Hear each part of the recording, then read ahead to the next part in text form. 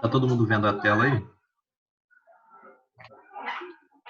Não. Metodologia do ensino das ginásticas, eu vou interromper de novo e vou tentar buscar ela novamente. Vamos lá. E agora? Agora deu. Agora foi. Deu? Então, ó, essa é a nossa aula de hoje, então. Ginástica de condicionamento físico. E nós vamos tratar principalmente dessas recomendações internacionais aí sobre o quanto de atividade física tem que fazer.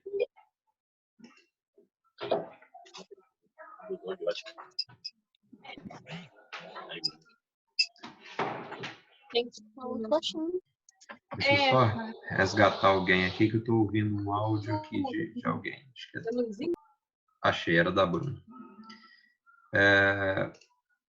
Pessoal, então, vamos lá então. Ó. Deixa eu melhorar essa tela. Isso.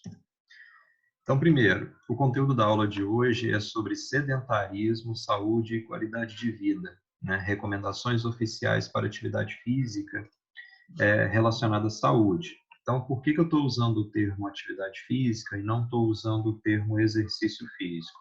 Primeiro, que agora a gente está falando de uma grande população, a gente está falando assim para todo mundo, né?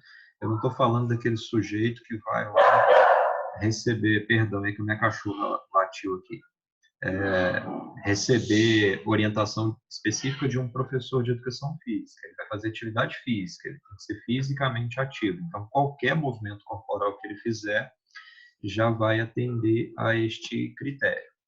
Então, ó, na aula anterior, nós vimos duas coisas que são importantes para a aula de hoje. Primeiro, o controle da intensidade do exercício, de característica aeróbica, né, que é aquele que necessita oxigenação, via frequência cardíaca máxima. E também nós vimos o conceito de zona-alvo de treinamento e a relação que ele tinha com o condicionamento físico. Né? Quanto mais condicionado o sujeito é, mais difícil era chegar na zona-alvo de treinamento. Nessa aula de hoje, eu espero que ao final dela vocês compreendam o conceito de sedentarismo como uma coisa que foi construída ao longo da história.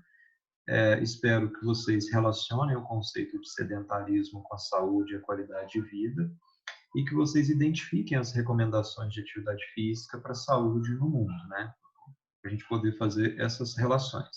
Então, a primeira coisa, o que é sedentarismo, né?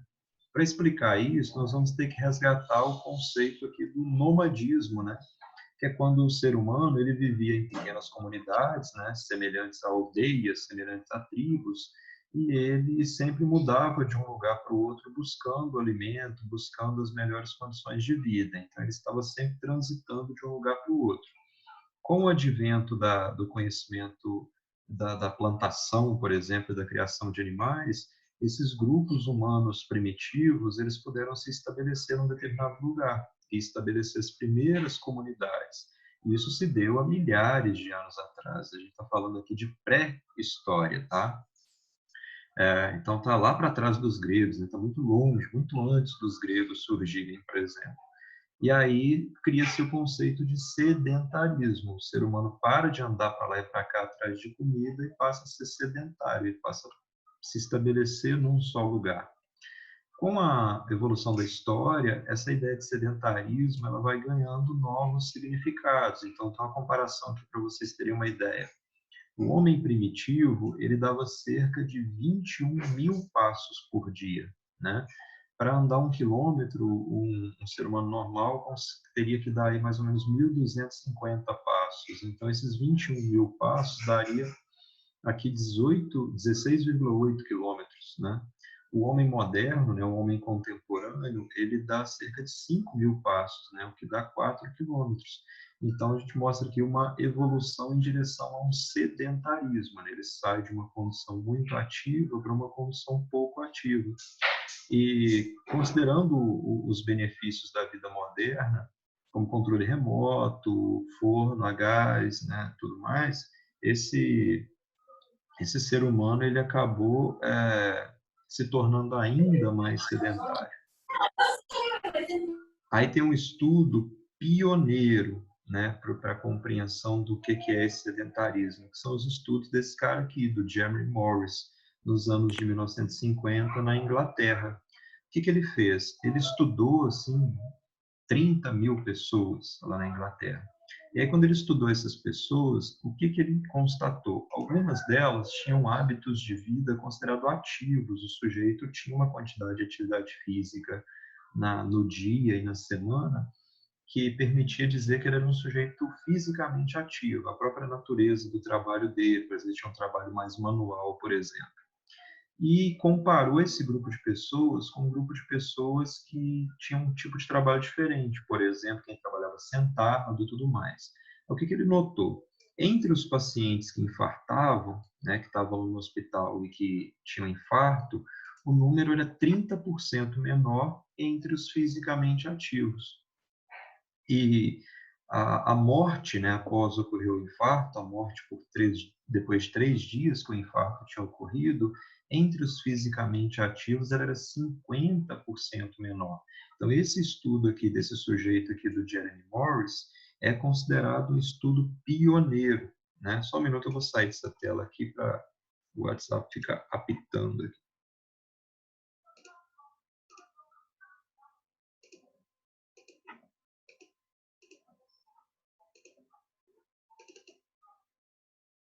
Tá todo mundo vendo a tela? Alguém responde aí para mim, por favor. Sim. O sedentarismo e tal.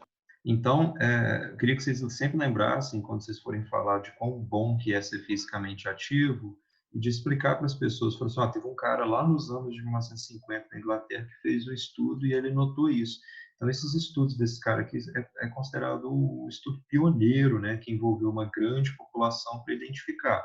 Olha, talvez fosse bom que todo mundo fosse fisicamente ativo, porque se você tem 30% menos chance de ter um infarto, e se você tiver, depois de 3 dias, a chance de morte é 50% menor. Esses 3 dias aqui, pessoal, acontecem lá no hospital. Então, o cara tem um infarto, vai para o hospital e, às vezes, depois de 3 dias, não se consegue recuperar o sujeito, ele morre.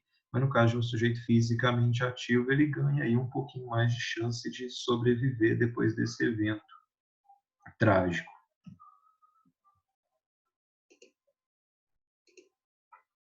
Aí aqui tem algumas recomendações. Então, atividade física, né? Já que é tão importante ser fisicamente ativo, o quanto de atividade física eu tenho que fazer para ser considerado fisicamente ativo? Então, essa tabela aqui, ó, ela sintetiza as definições das principais recomendações mundiais para atividade física. Ela foi feita em 2014, tá? Então, aqui tem as recomendações, nessa coluna aqui, ó, e as instituições que fazem essas recomendações. E aqui tem as definições, qual que seria a meta, né? Quanto de atividade física eu teria que fazer. Então, o primeiro que nós vamos considerar é do American College of Sports Medicine, o ACSM, que é uma instituição respeitadíssima no mundo inteiro, né? Que se dedica única e exclusivamente a estudar os efeitos da atividade física e esportiva sobre o organismo dos sujeitos. Para esse grupo, né, o ser humano deveria fazer pelo menos 30 minutos de atividade física moderada, 5 dias por semana. Então, ó, 5 vezes 30 daria 150 minutos por semana. Ou deveria fazer pelo menos 20 minutos de atividade física vigorosa, 3 dias por semana. Isso poderia ser dividido em sessões de pelo menos 10 minutos de duração. Então, imagine na cabeça de vocês, por exemplo, eu não consigo fazer 20 minutos de atividade física intensa, porque justamente por ser intensa, mas eu consigo fazer 10. Então, eu consigo fazer 10 minutos de atividade física intensa de manhã e 10 minutos de atividade física intensa à tarde. Então, isso vai ter o mesmo valor do que se eu fizesse 20 minutos contínuos, que foi aquela pergunta que eu fiz para vocês na quarta-feira. Aí aqui tem uma outra recomendação, essa segunda aqui, da Organização Mundial de Saúde. Sempre os professores de educação física utilizam muito a OMS para dizer o quanto de atividade física tem que ser feita e quão importante essa atividade física é. Então, a OMS recomenda, ó, 150 minutos de atividade física moderada. A mesma coisa do que o American College aqui, ó. Ou 75 minutos de atividade física vigorosa por semana. Está dando um pouco mais do que o American College aqui, ó, em sessões de pelo menos 10 minutos de duração. Isso está igual, tá? Mais ou menos parecido. Só que no caso da atividade física vigorosa, a OMS está pedindo aí 15 minutos a mais, né? Esse Instituto de Medicina, lá no ano de 2004, falou que para ser fisicamente ativo, uma pessoa precisaria de pelo menos 60 minutos de atividade física moderada todos os dias da semana. Então, ó, são 60 vezes 7, vai dar 420 minutos de atividade física por semana. Isso é coisa pra caramba. As pessoas estão com dificuldade em fazer atividade física 3 vezes na semana, imaginem 7 vezes na semana. Só que lembrem, atividade física é qualquer movimento corporal que gaste energia. Sendo assim, eu posso ter outros tipos de atividade para entrar nessa conta aí. A União Europeia recomenda pelo menos 30 minutos de atividade física moderada. Moderada que não é nem leve nem pesada, né? Todos os dias da semana. Então, 30 vezes 7, aí eu já tenho 270 minutos. Não é tanto assim para eu ser considerado ativo. E esse comitê aqui, que é o IPAC, né?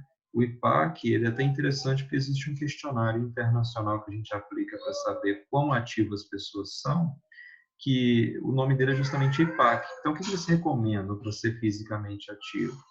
30 minutos de atividade física moderada, 5 ou mais dias por semana. Uns 5 vezes já daria 150 minutos, só que eles estão pedindo mais ainda.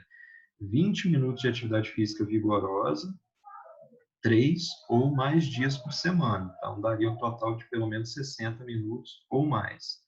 Ou qualquer combinação de intensidade, desde que atinja o mínimo de 600 metros. Esses 600 metros aqui eu não vou falar para vocês agora não, mas tem a ver com o consumo de oxigênio, né? Então tem a ver com a condição, com a aptidão física da pessoa e a quantidade de oxigênio que ela consome quando ela faz atividade física.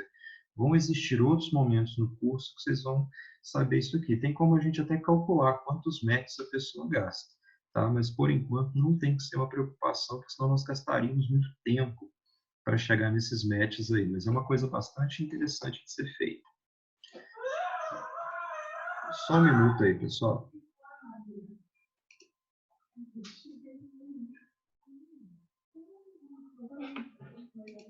Vamos retomar aqui. Está todo mundo vendo a tela? Sim. A minha menina fez uma pirracinha aqui. Então, vamos ver o que está aqui na nota de rodapé. Olha, um indivíduo inativo, então, para todas as que, diante de todas essas recomendações, eles foram consideradas inativas as pessoas que não praticam nenhuma quantidade de atividade física. Então, seria aquele sujeito que trabalha sentado, que não anda nem um pouco a pé, que não faz outro exercício, que não pratica nenhum esporte. Um sujeito ativo insuficiente ou insuficientemente ativo, quando realiza atividade física abaixo do nível recomendado para cada uma das diretrizes.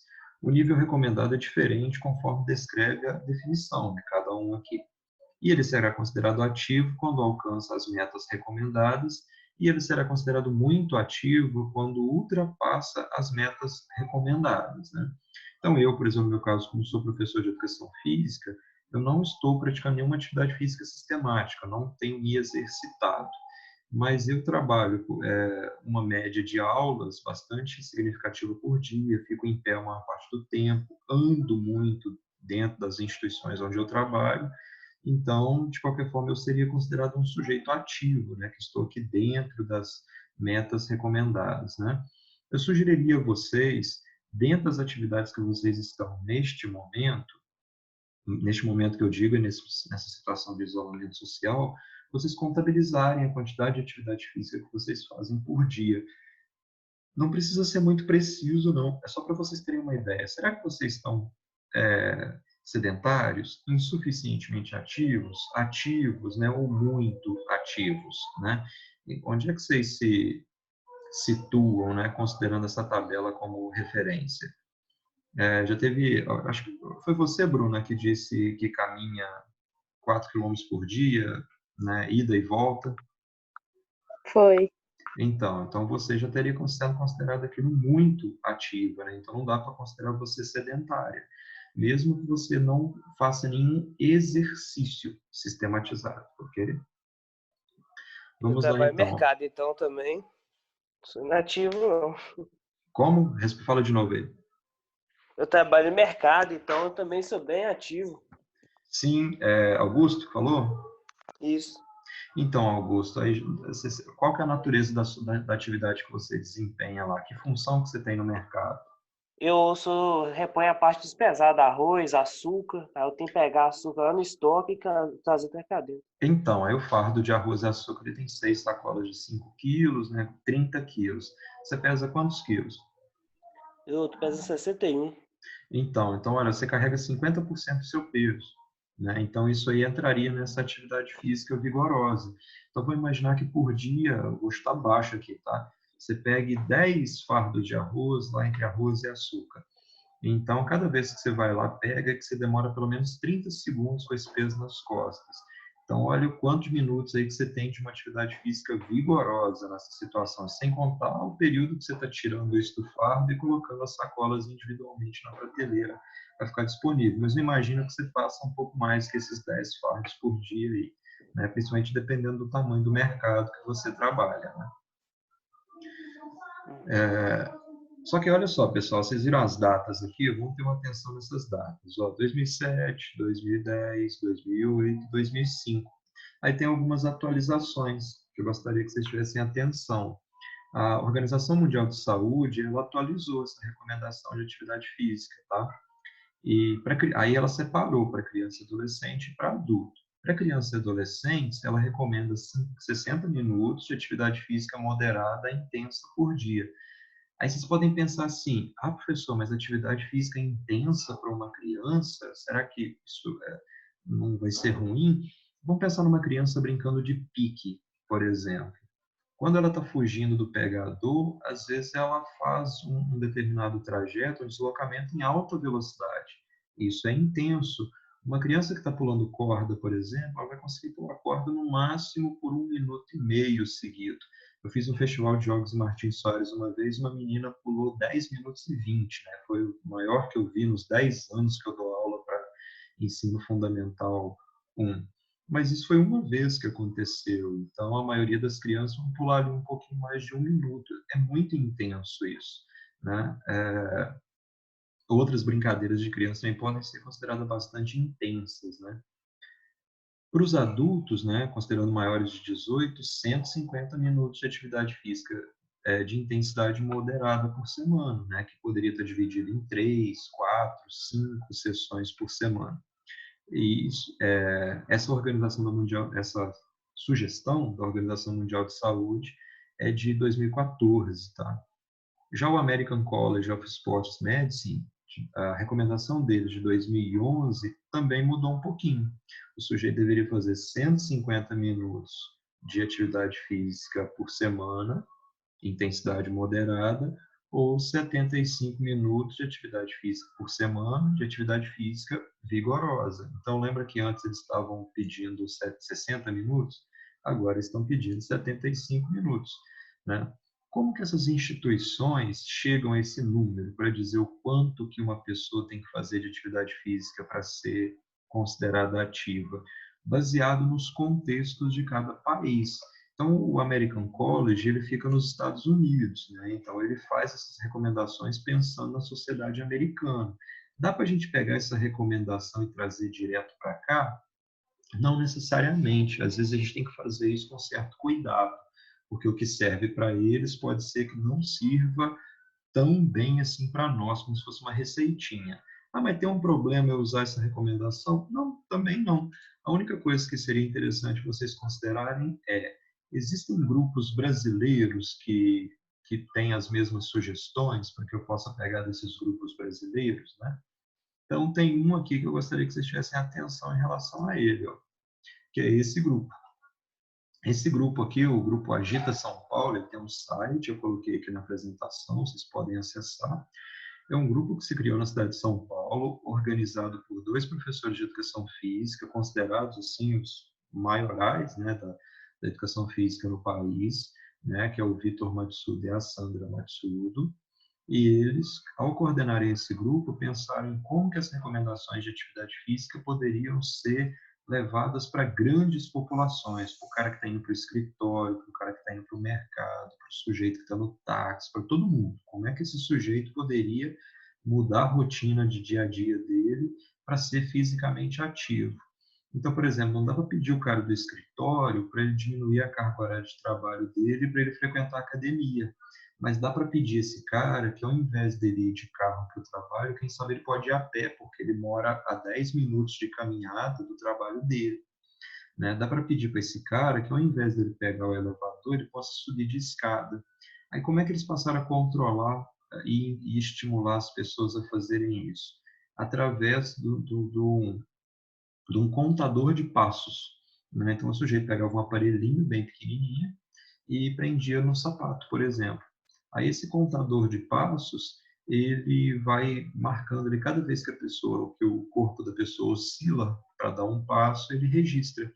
E aí, ele registrando esse número de passos, tem como eu converter isso, como vocês viram lá nos primeiros slides, para a quantidade de quilômetros que a pessoa anda por dia e se ela está conseguindo chegar na meta dela ou não. Então, vamos imaginar, por exemplo, que a meta do sujeito seja dar pelo menos 5.000 passos por dia, que seriam 4 quilômetros, né, que daria um total ali de 30 a 40 minutos de atividade física por dia, né, dependendo da velocidade que o sujeito faz isso. É claro que o sujeito de terno e gravata, ele não vai ficar andando numa velocidade que vá transpirar horrores, né, mas ele poderia fazer isso. Né? Então, veja como é que quando a gente vai recomendar atividade física, a gente tem que pensar em quem são as pessoas, em que condições eles têm para poder fazer atividade física. Né? Esse grupo, ele sugere o seguinte, né? Que cada um de nós deveria acumular pelo menos 30 minutos todos os dias. Né? Então, 30 minutos todos os dias daria 210 minutos de atividade física por semana. Vamos pensar, por exemplo, na época que eu era peladeiro de futsal, a pelada durava 2 horas, né? Então tinha dia que eu jogava 2 horas, tinha dia que às vezes o time saía e eu jogava 6 partidas de 8 minutos, então acabava que não dava. Mas eu ia a pé para a pelada, voltava a pé da pelada, e tinha mais o tempo que eu passava jogando, né? Se eu não faço isso dividido nos dias, eu posso fazer tudo de uma vez só? Não seria o recomendado. O ideal é que o sujeito fracionasse, porque quando ele fraciona isso, ele tem uma atividade mais bem distribuída, né, ao longo da semana, e isso pode trazer mais tempo para ele se recuperar, mais tempo para o corpo se adaptar a esse estímulo. Se ele faz tudo de uma vez só, vamos imaginar, o cara joga bola no sábado, é a única atividade que ele faz. Ou a mulher pedala e caminha no final de semana apenas. Se ele faz isso, ele vai demorar uma semana para dar esse estímulo novamente. Então, não seria o recomendado fazer tudo de uma vez. A outra recomendação desse grupo é que isso deveria ser feito de forma leve ou moderada, de maneira contínua ou acumulada. Então, o leve aqui, ele não requer muito esforço para ser conseguido. Uma intensidade moderada já é uma intensidade que me causa dificuldade, por exemplo, de conversar com quem está do meu lado. Eu não vou conseguir ficar batendo papo, eu vou ter que prestar atenção na atividade. Numa intensidade intensa, aí que eu não vou conseguir conversar com ninguém mesmo. Então, quando vocês veem 2 pessoas caminhando, por exemplo, e está lá uma batendo papo com a outra, pode ter certeza que a intensidade dela não está chegando nem a esse moderado. Aí, quando ela começa a ficar um pouquinho ofegante para fazer a caminhada e tem dificuldade de falar ao mesmo tempo que caminha, é porque a intensidade em que ela está fazendo essa caminhada já requer um controle respiratório. E ela não vai conseguir controlar a respiração se ela está falando ao mesmo tempo. Né? De maneira contínua, então eu faço os 30 minutos de uma vez, ou de maneira chamada acumulada, né? Eu faço 10 minutos de manhã, 10 minutos à tarde e 10 minutos à noite. Né? Esse grupo aqui, então, a gente vai considerar que ele tem uma propriedade um pouco maior para falar do contexto brasileiro do que aquelas recomendações que a gente viu lá atrás, no caso do American College, da Organização Mundial de Saúde, ou até mesmo do IPAC Internacional, né? Esse grupo aqui é um grupo que tem estudado a realidade brasileira. Aí eu sugiro depois a vocês entrarem nesse portal desse grupo e darem uma olhadinha nos tipos de atividade que eles têm, porque as atividades são bastante interessantes. Vamos considerar o seguinte: às vezes é muito difícil a pessoa sair de casa para fazer uma atividade física, mas eles começaram a incentivar as pessoas em eventos. Então, tem o evento Agita São Paulo, aí tem um evento que atrai as pessoas, e as pessoas vão lá participar e acabam fazendo uma caminhada. Traz um sentimento de que as pessoas pertencem a um grupo, e aí, pertencendo a um grupo, a chance delas fazerem atividade física é maior. E também mobilizaram outras estratégias, como, por exemplo, o Agita Cão. Caiu o sujeito, né? A figurinha, eu lembro bem quando eles fizeram a primeira propaganda, que era um cachorro amarrado na coleira, só que é ele que estava arrastando o dono dele para a rua para poder passear. Então, o Agita Cão tentava incentivar as pessoas a levar o cachorro para passear na rua, né? Que assim elas também estariam caminhando. Aí tem eventos especificamente ligados aos idosos, tudo mais. Então, as estratégias dele têm tido bastante sucesso para atrair as pessoas para a atividade física. Isso, né, falando então de atividade física para grandes grupos, para a população em geral. Ela falou assim: professor, mas além de ser fisicamente ativo, eu ainda frequento academia, eu faço um exercício físico sistematizado. Ok, você vai cair naquele grupo lá que está sendo muito ativo. Não tem problema nenhum em relação a isso. Isso pode mudar a personalidade de uma pessoa para outra, né? Isso não vai trazer um prejuízo. Vai trazer prejuízo se chegar num ponto em que cause uma distorção em relação à imagem corporal, ou então que o sujeito tem que praticar muita atividade física para se satisfazer corporalmente. Aí, quando o sujeito entra nesse ritmo, ele vai ser chamado de vigorexia, né? Que é um distúrbio. Mas esses distúrbios, eu creio que não seria o momento da gente entrar nisso. Agora, eu acho que seria um momento bastante introdutório da gente estudar assim, qual que é a importância da ginástica como forma de condicionamento físico, quais são as recomendações para esse tipo de exercício e como é que a gente pode levar isso para dentro da escola para que o aluno compreenda a importância que a atividade física tem para a saúde e para a qualidade de vida. Ok? Eu fiz essa apresentação bem curta, porque na próxima aula eu vou falar um pouquinho sobre os benefícios da atividade física relacionados à saúde. Então, hoje eu dei só uma pincelada sobre aquela redução da chance de infarto ou de morte após o infarto, mas na próxima aula vamos fazer uma apresentação um pouco maior falando desses benefícios. Quais são os benefícios da atividade física, do exercício físico relacionado à saúde e à qualidade de vida. Aí a gente precisa numerar bastante coisa. Então, pessoal, em relação à apresentação de hoje, vocês têm alguma dúvida? Vocês têm alguma pergunta que vocês gostariam de fazer? Eu cheguei meio atrasado. O início como é que foi? Então, você pegou a partir de qual ponto? Rapaz, a internet voltou, já estava praticamente agora. Então, porque essa apresentação ela só tem 9 slides, Augusto, então ela é bem curtinha, tá? Ah, tá. A ideia foi partir de um conceito de sedentarismo, tá?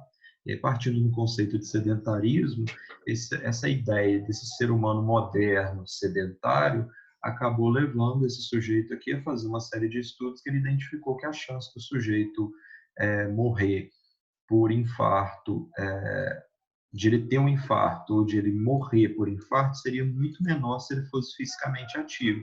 Então, a partir daí, várias organizações mundiais começaram a desenvolver recomendações de como que as pessoas deveriam ser fisicamente ativas e de quanto de atividade física elas deveriam fazer para serem fisicamente ativas, né? Aí eu fiz De umas todas ponderações. essas aí, qual que é a certa, então, pra gente? Todas elas seriam consideradas certas. Todas essas instituições são instituições respeitáveis, entendam isso. Então, nós não vamos ver nenhuma delas com desdém. Fala assim, não, a do American College é melhor do que a da Organização Mundial de Saúde. Existem vários artigos que fazem comparações entre elas. Então, você fala assim, olha, eu levo em consideração o que o American College fala. Ótimo, você está seguindo a recomendação de uma instituição respeitadíssima no cenário internacional. Entende que isso é muito diferente de você pegar uma recomendação de um blogzinho de uma personalidade fitness. Você está pegando um negócio aqui de quem dedica todo o seu tempo a estudar isso. Ela fala, não, eu prefiro respeitar as indicações da Organização Mundial de Saúde. Você está também com uma instituição respeitadíssima. Eu só trouxe essas comparações para vocês compreenderem que não há uma só determinação do quanto de atividade física você deve fazer. Existem várias discussões. Qual que é a obrigação do professor de educação física, estando na escola, na academia, onde quer que seja, no posto de saúde, trabalhando?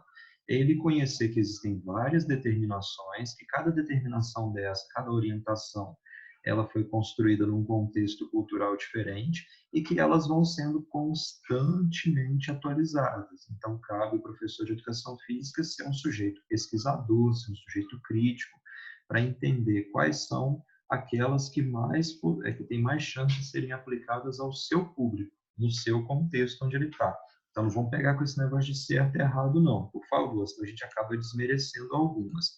Vamos pegar assim, dentre as recomendações que existem, quais são aquelas que têm mais chance de ter sucesso no meu contexto, na minha comunidade, no meu bairro, no meu local de trabalho, ok? Respondida a pergunta? Ok. Sim. Alguma outra dúvida? Quem fez a pergunta? Foi eu, a Bruna. Bruna, lá no Saiba Mais eu vou colocar um artigo, tá? Aí no artigo você vai poder ver que tipo de discussão se fazem com essas comparações. Tá? Não é um artigo longo, não, é um artigo bem pequeno, uma coisa tranquila de você ler. Tá? Seria interessante vocês terem uma pastinha aí nos computadores de vocês, ou no Dropbox, ou no Google Drive, para vocês irem guardando esses artigos. Você faz uma pastinha só de ginástica e lá você coloca todo o material de ginástica. Porque se daqui 10 anos você quiser retomar esses artigos, você tem eles arquivados, tá? Façam essas pastinhas, bota lá 2021. Uma pastinha para cada disciplina, guarda tudo lá dentro. Tá? Isso vai ser muito útil. Quando eu terminei minha faculdade, eu perdi todos os meus arquivos. Isso foi lamentável. Mas para mim que faz um telefone é complicado. Faça o seguinte, crie uma conta no Google Drive, aí você pode arquivar isso tudo lá dentro. Vai chegar no final da faculdade e esses arquivos, e você não vai estar enchido o seu espaço ainda, tá?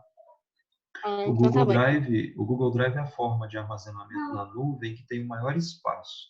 É maior do que o Dropbox, maior do que o OneDrive. Ou então tenta salvar no e-mail que seja, tá? Tá bom. Pendrive também, né? Se der para salvar no pendrive, tem pendrive com adaptador para celular, tá?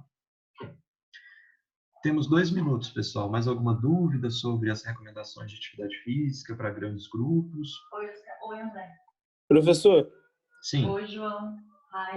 o senhor disse que fazer uma atividade física de maneira contínua para uma pessoa que é fisicamente ativo insuficiente, ela pode ter dores no dia seguinte, conseguir trabalhar e tal. Então, qual é o módulo de exercícios e atividade que ela deve fazer para continuar a ter uma melhora de vida, assim, fisicamente?